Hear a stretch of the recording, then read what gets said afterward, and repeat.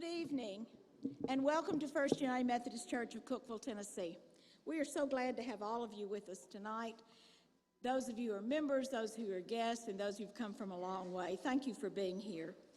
34 years ago, I attended a conference at Rollins College in Winter Park, Florida.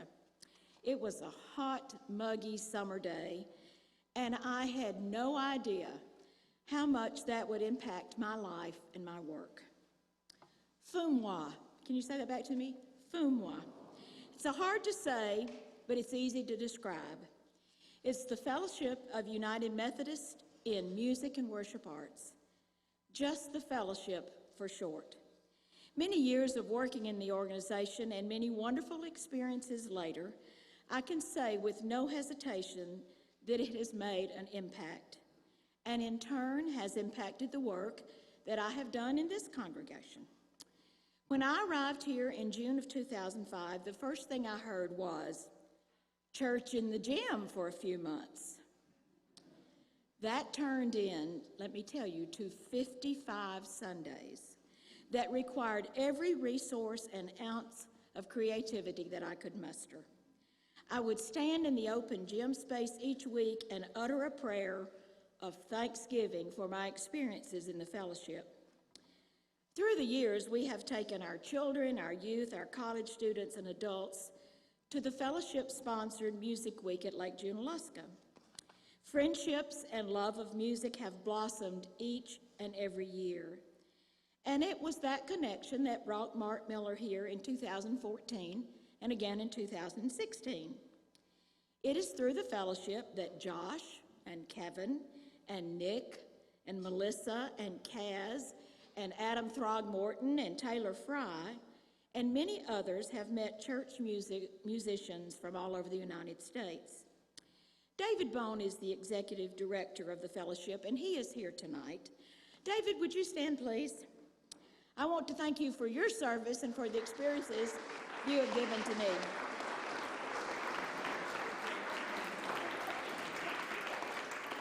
David has been a guiding force for many church musicians through the years. When Mark came in 2014, one of the text writers just came along with him, Lindy Thompson from Brentwood. Lindy has written many beautiful and wonderful texts that Mark has set to music. That first encounter led to Lindy and Paige's son Jacob coming to Tech, where he is now a junior and has been active in our choral groups here. Tonight I would like to introduce you to Lindy, and you will note her name on several of the numbers that we're doing tonight. Lindy, would you stand along with Paige and your children, Sam and Caroline, and Jacob is up here.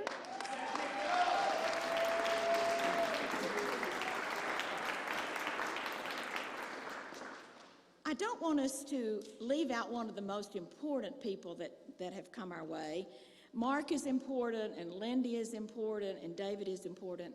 But the man who has to get Mark where he's supposed to be with all of his things is Marcus Johnson. And Marcus has become one of ours.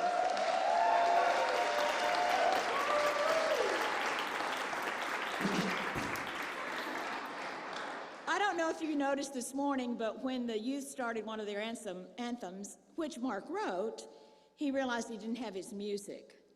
And so he signaled for Marcus, who went back 2 rows, picked up his bag, brought it to him, opened his iPad, and set it up on the piano, and Mark never missed a note. So that is true support. Thank you. When Mark was here in 2014 and 2016, our dear friend, Dr. Rebecca Quattlebaum, loved every minute of the concerts and the energy that the music brought to our congregation and sanctuary.